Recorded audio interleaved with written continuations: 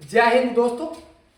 मैं आप लोगों को बता दूं कि मैं जहां तक मैं कल आप लोगों को बताया था उसके बाद मैं आज आप लोगों को बताऊंगा। लेकिन उससे पहले ईद की ढेर सारी शुभकामनाएं। जितने छात्र छात्रा हैं सबको ढेर सारी शुभकामनाएं ईद की।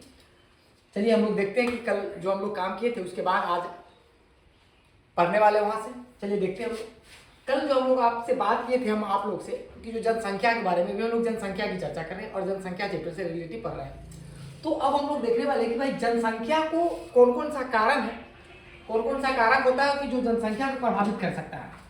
देख लीजिए, तो कारण नंबर 1 में अगर हम लोग बात करें, देखिए तो कारण नंबर 1 की अगर हम लोग बात करें तो जनसंख्या को प्रभावित करने वाले कारण नंबर 1 की अगर हम लोग बात करें तो भौगोलिक कारण में बात करेंगे। देखिए तो भौगोलिक कारण में कई कारण होता है, जैसे जल की उपलब्धता, ठीक, भूमि आकृति यानी भू आकृति, याद रखिएगा, जलवायु हो गया, मृदाएं हो गई, ठीक है, और दू में होता है आपका, याद रखिए, आर्थिक कारण। कौन होता है? आर्थिक कारण।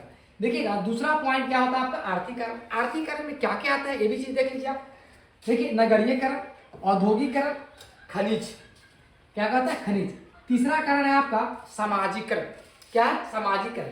यहां से देखिएगा सामाजिकरण में अगर हम लोग बात करें तो अशांति होता है, फिर हम बात करें तो खराब सामाजिक वातावरण होता है, याद रखिएगा, और फिर धार्मिक मत होता है। 4 में हम लोग बात करें तो राजनीतिक कारण होता है। देखिए 4 में क्या होता है आपका? राजनीतिक कारण होता है। तो इसमें देखिए अस्थिर राजनीतिक स्थिति होता है, याद रखिएगा। दूसरा हम लोग बात करेंगे खराब कानून व्यवस्था। खराब कानून व्यवस्था भी इसका कारण बन सकता है, याद रखिएगा। हम अगला स्टेप पर बात करेंगे जिसका नाम होगा जनसंख्या में वृद्धि। क्या नाम होगा इसका? जनसंख्या में वृद्धि। तो दोस्तों मैं आप लोगों को बता दूं, अगर आप लोग इसी प्रकार मेरा सपोर्ट करते रहेंगे तो मैं प्रतिदिन एक एक टॉपिक को लेके आऊंगा आप लोगों के बीच और मैं आपको बताता जाऊंगा। चलिए मैं बता रहा हूं। देखिए यहाँ जनसंख्या में वृद्धि किस प्रकार होता है, हम फिर आपको बताते हैं। जनसंख्या वृद्धि का मुख्य कारण एक होता है जन्म। क्या होता है? जन्म होता है। दूसरा मृत्यु होता है। क्या होता है? मृत्यु होता है। और हम बात करेंगे तीसरा, तो तीसरा आपको पता है कि प्रवास होता है। क्या होता है? प्रवास होता है। कौन कौन कारण होता है? जन्म, मृत्यु और प्रवास। देख लीजिए जनसंख्या वृद्धि होता कैसे, तो दो समय बिंदुओं के बीच किसी क्षेत्र विशेष में रहने वाले लोगों की जनसंख्या में परिवर्तन ही जनसंख्या में वृद्धि कहलाती है। क्या कहलाती है? जनसंख्या में वृद्धि कहलाती है। देखिए जनसंख्या में वृद्धि को प्रभावित करने में अभिव्यक्त किया जाता है। क्या किया जाता है? अभिव्यक्त किया जाता है, याद रखिएगा, जिसमें भारत की जनसंख्या का वार्षिक दर क्या होता है। देखिएगा कि भारत में, अगर हम भारत की बात करें यहाँ पर, तो भारत में जनसंख्या का वार्षिक दर क्या है? देखिए तो भारत में जनसंख्या का वार्षिक दर अगर हम लोग बात करें तो 1.64% होता है, याद रखिएगा। भारत की देखिए जनसंख्या का दशकीय वृद्धि की अगर हम लोग बात करें तो ये होता है 17.64% होता है। तो आप देख लीजिए यहाँ से देखिएगा दशकीय वृद्धि दर क्या होता है। देखिए तो इसमें वर्तमान वर्ष, याद रखिए, वर्तमान इसकी फॉर्मूला है, इसको इंपोर्टेंट है, इस फॉर्मूला को आप लोग याद रखिएगा।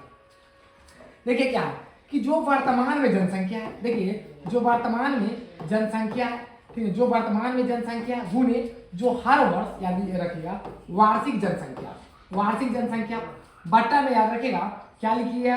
देखिए तो आधार की वार्षिक जनसंख्या, आधार की वार्षिक जनसंख्या, देखिए वार्षिक जनसंख्या, याद रखिएगा, गुने 100। तो इस फॉर्मूला को आप याद रखिएगा कि जनसंख्या की दर की निकाल सकते हैं। चलिए इसी में अगर हम लोग बात कर लेते हैं, ठीक है, क्या बात कर लेते हैं, तो जनसंख्या की वृद्धि की प्रावस्थाओं में बात कर लेते हैं। देखिए प्रावस्था में क्या होता है, कौन है, तो 1901 से लेके 21 तक, याद रखिएगा, 1901 से लेके 21 तक की जो अवधि थी वह भारत की जनसंख्या की वृद्धि था। यानी 21, देखिए 1901 से लेके फिर 21 तक जो था भारत में काफी मात्रा में जनसंख्या बढ़ा, उसको हम लोग जनसंख्या वृद्धि की अवस्था भी कहते हैं, ठीक ना, रुद्र स्थिर प्रावस्था भी कहा जाता है। इस अवधि में जन्म की दर और मृत्यु की दर उचित है। हम बात कर ले तो सिर्फ जन्म की दर और मृत्यु दर, यानी दोनों, हम किसका बात कर लेंगे, जन्म दर की भी बात कर ले तब, ठीक, और फिर मृत्यु दर की भी बात कर ले तब, यानी इस, देखिए यानी 1901, देखिए 1901 से लेके 1921 तक, याद रखिएगा 21 तक जो था जनसंख्या में भरपूर मात्रा, काफी मात्रा में वृद्धि हुई, याद रखिएगा, जिसको हम लोग देखिए प्रावस्था क के श्रेणी में रखते हैं। लेकिन अगर हम लोग इसको प्रावस्था ख की श्रेणी में देख ले तब देखिएगा क्या कहता है, 1921 से 51 के बीच में हम बात करेंगे। देखिए तो 1921 से 51 की अवस्था की अगर हम लोग बात करें तो इसमें स्थिर वृद्धि की जो दर होती है, याद रखिएगा, अवस्था की जो रूप होती है उसमें जाना जाता है, याद रखिएगा। इस अवधि में जन्म दर, देखिए जन्म दर उच्च वृद्धि की दर में निम्न होता है, याद रखिएगा, क्या होता है, निम्न होता है। चलिए हम लोग आगे बात कर लेते हैं, एक और पढ़ लेते हैं। देखिए हम बात कर ले अब प्रवस्था गौ में, देखिए तो ये 51 से 81 की हम बात करेंगे तो इसमें जनसंख्या विस्फोट की अवधि होती है।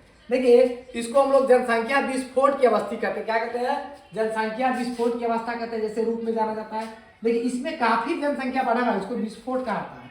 इस अवधि में जन्म दर उच्च और मृत्यु दर अति निम्न हो गया था, माने इसमें जन्म ज्यादा हुआ और मरने की संख्या कम हुआ, जन्म ज्यादा लिया और मरा कम, याद रखिए। और लास्ट पॉइंट है घ, देखिए इसमें 1981 से वर्तमान तक की अवधि में अगर बात करें तो जनसंख्या घटा है, यानी घटती हुई वृद्धि प्रति को कहा जाता है। इस अवधि में जन्म दर अधिक और मृत्यु दर निम्न होता है, याद रखिए, जन्म दर अधिक और मृत्यु दर निम्न होता है। इतना ही क्लास लेकर मैं आज की क्लास स्टॉप करता हूँ, फिर कल मिलते हैं। अगर आप सहमत हैं तो लाइक, सब्सक्राइब, कमेंट करें।